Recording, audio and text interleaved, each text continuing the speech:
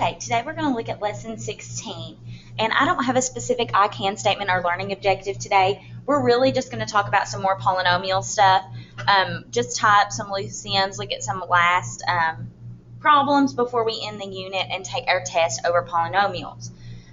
So you don't have to write down a specific I can statement, but just know we're using some different theorems to do some work on some polynomials, okay?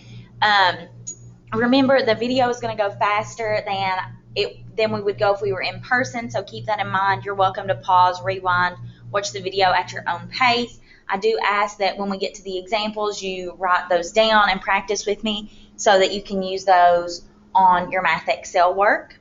Okay, we're going to start by just looking at the theorems, and we're not going to necessarily look at the formal theorem and the proof. I'm going to introduce the theorem and show you how it works, and then we'll apply that to some practice problems. Okay, the first one we're going to look at is called the rational root theorem. And basically we use this theorem to find all possible rational roots of a polynomial. In order for a number or a quantity to be rational, it has to be able to be written as a fraction. So we're going to use a fraction to find all the possible rational roots.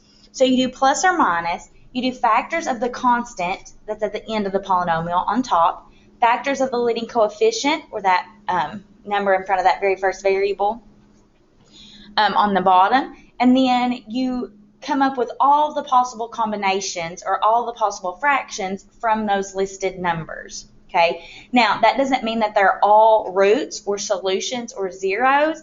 It means that they're all possible roots or solutions or zeros. So the actual solutions or roots are going to be in the list, but that doesn't mean that all of them are the roots. Okay, here's an example of what I mean. If you have a quadratic ax squared plus bx plus c, we would do plus or minus, and then the factors of c on top and the factors of a on the bottom. Okay, and we'll look at some examples, and I'll show you how to do that in a little bit. Okay, the next one is the conjugate root theorem, and that just says if it's an irrational or complex root, then it occurs in conjugate pairs. So you have to find the conjugate. And so that just means if you have a complex number, a plus bi, then a minus bi is the conjugate. You just swap that sign in the middle, and the middle sign only. Okay, and there's a couple examples. If you have an imaginary number, okay, that works as well. So bi to negative bi or vice versa. Okay, there's an example of negative 4i and 4i. And then if you have an irrational number, and that's just a radical or square root that will not simplify to a whole number, so that's like your square root of 2, square root of 3, square root of 5, square root of 10, things like that we can't simplify. And so again, you just change the sign. That does not work on real numbers. So notice you've got an I or that radical. Okay, it cannot be a regular number. If it's a regular number, it just occurs once itself. But if it's one of these others, they do occur in pairs. So you have to have the positive and the negative. Okay, and again, I'll show you how to do that in some examples in just a moment. Okay, and the last thing we're going to talk about before we move to some examples is something we've already looked at, we've already talked about quite a bit. But if A is a solution, then x minus A is a factor. So if you get the solutions 4 and 6, then x minus 4 is a factor and x minus 6 is a factor. We're going to use that to go backwards today. You're going to be given some solutions or some roots, and we're going to turn them into factors and then get the polynomial from those. So we're going to use these 3 roots. I'm going to work out some examples with you right from your Math Excel work so I can show you what you're doing.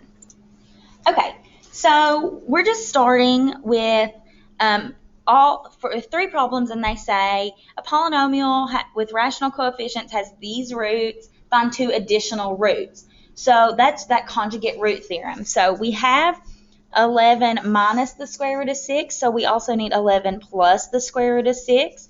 And we have positive 5i, so we need negative 5i. Okay? It says use radicals, use I, use a comma to separate your answers. All right, we're going to do the same thing with number 2. We want to find the additional roots, so we need those conjugates. So 18 plus square root of 5 and negative 3i. Okay, number 3, same thing.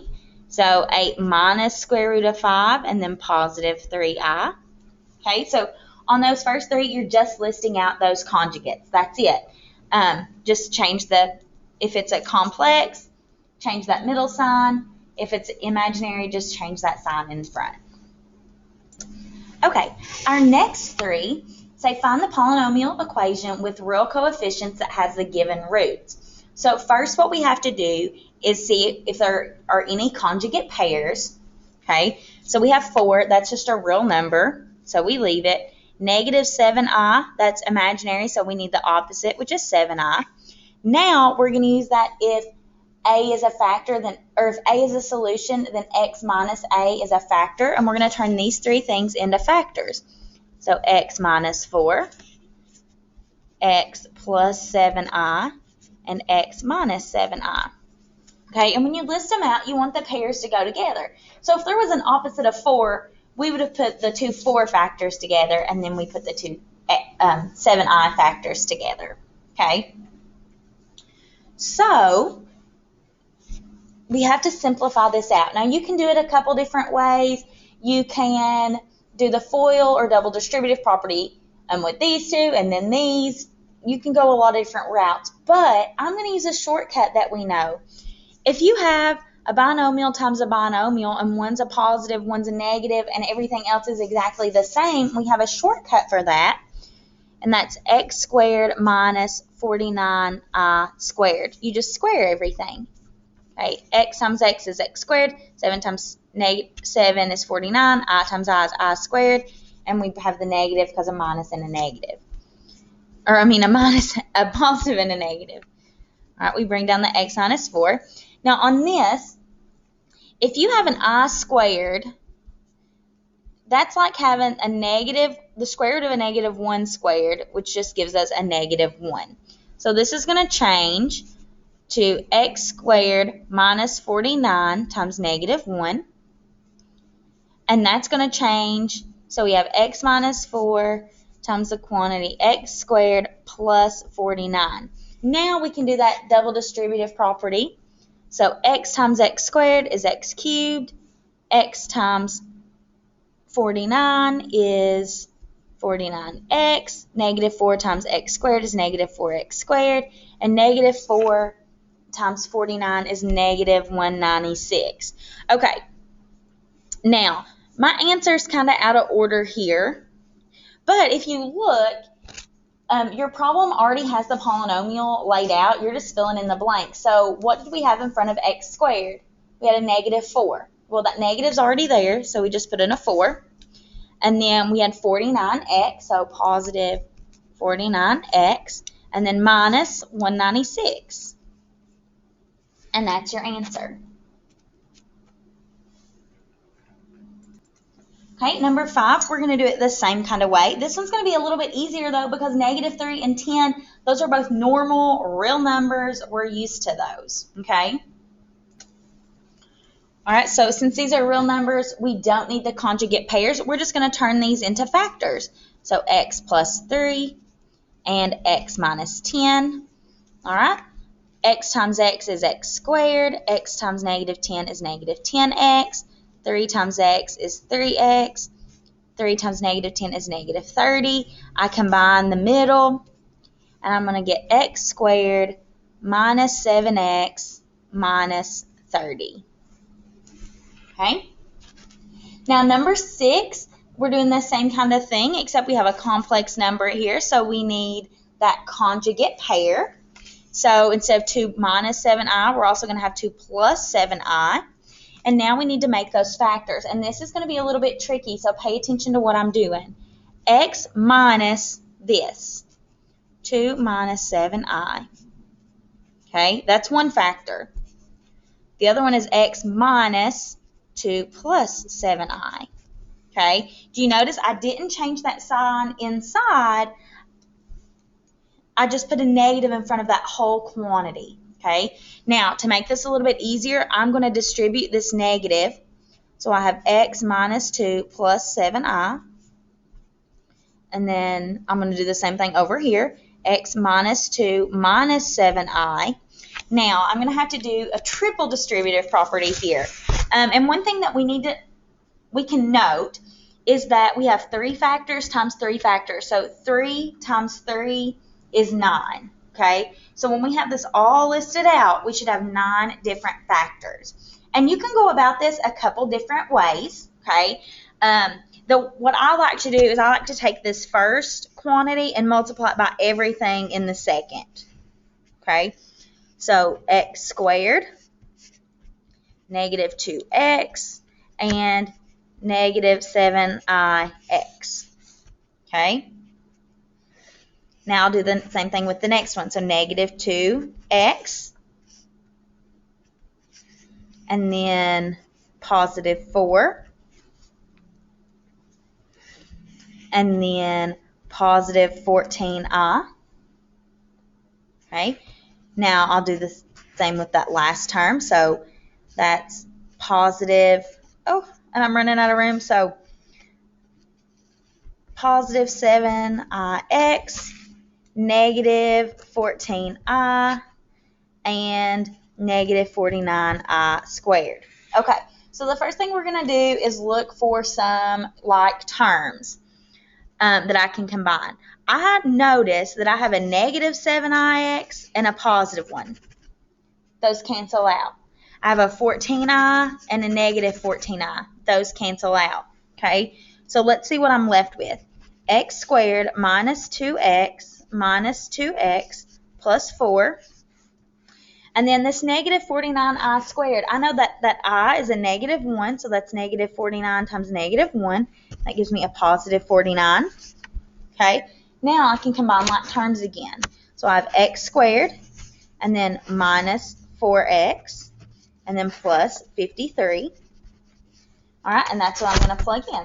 So x squared minus 4x plus 53, and there's your answer. Okay, your problems in Math Excel should look just like these, so you should be able to follow my work, watch what I'm doing, and just mimic the same thing with your problems, just with different numbers. Okay, your last 3 problems are using that rational root theorem, and they're multiple choice, so that does help you a little bit, but I'm going to show you how to do it. So we use plus or minus, and then the factors of C over the factors of A. So for this one, the factors of C. So we have 3. So that's 1 and 3. Pretty easy. On the other one, we just have 1. So just 1. So what are our different options here? We could have 1 over 1. So that's plus or minus 1. We could have 3 over 1. So that's plus or minus 3. Okay, and so that one was pretty easy. Those are our possible options, so we choose B. Okay. Number 8 is a little bit more complex. So we're going to have plus or minus the factors of 9. So 9 goes on top. So 1, 3, 9. On the bottom, we need factors of 15. So 1, 3, 5, and 15. Okay, so now this one's a little bit more complex, and you can see here that from your answer options, we have a lot more to choose from. So let's just start. We can have 1 over 1. So plus or minus always. So we can have 1 over 1 is just 1. We can have 1 over 3. We can have 1 over 5. We can have 1 over 15. Okay. Next, we can have 3 over 1, which is 3. 3 over 3 is 1. We don't need it again. 3 over 5. And then 3 over 15 is 1/5. So, and we don't need that one again. Okay, now 9. 9 over 1 is 9. 9 over 3 is 3. 9 over 5, that doesn't simplify. And then 9 over 15 is 3/5. So here are possible options, so plus or minus of all these. So we have to pick the option that works for us. So we have a 1, we have a 3, and we have a 9. So we can eliminate this one. It's going to be one of those other 3. Then we have 1/3, 1/5, 1/15, 3/5, and 9/5. So that leaves us with A. Okay. And then number 9, we're going to do the same kind of thing. So on top, we need the factors of 3. So that's 1 and 3. On the bottom is 1. Okay, and that's just like before. So that one should be pretty easy. We know it's D. plus or minus 1 or plus or minus 3. Okay, and one more. So on the top, we're going to have plus or minus the factors of 49. So 1, 7, 49. And on the bottom, we need factors of 77. So 1, 7, 11, and 77. Okay, so we're going to use this to make our option. So plus or minus 1 over 1 is 1. 1 over 7 is 1/7. 1 over 11 is 1/11. And then 1 over 77. Then we have 7 over 1 is 7. 7 over 7 is just 1. 7 over 11. And 7 over 77 is just 1/11, so we don't need that one again. Now 4 over 1 is 4, then 4/7, 4/11, and 4/77. Oh, excuse me, that's 49. So 49 over 1 is 49. 49 over 7 is 7. 49 over 11 is just 49 over 11. And 49 over 77 does simplify to 7 over 11, and we already have that one. So there are options. Sorry about that. I was thinking there was a comma there for some reason. All right, so we have 1, 7, and 49. Okay, that eliminates this one. Then we have 1/7, 1/11, 1/77, 7/11, and 49 over 11. So that gives us option D. Okay, so like I said, you can use these examples right along with your work in Math Excel. If you get stuck or have any questions, you're welcome to hop back in the Google Meet, send me an email, hit Ask My Instructor, whatever you need to do. But if you need more help or need something explained, again, I would be more than happy to help you. Okay, I hope you have a great rest of your day.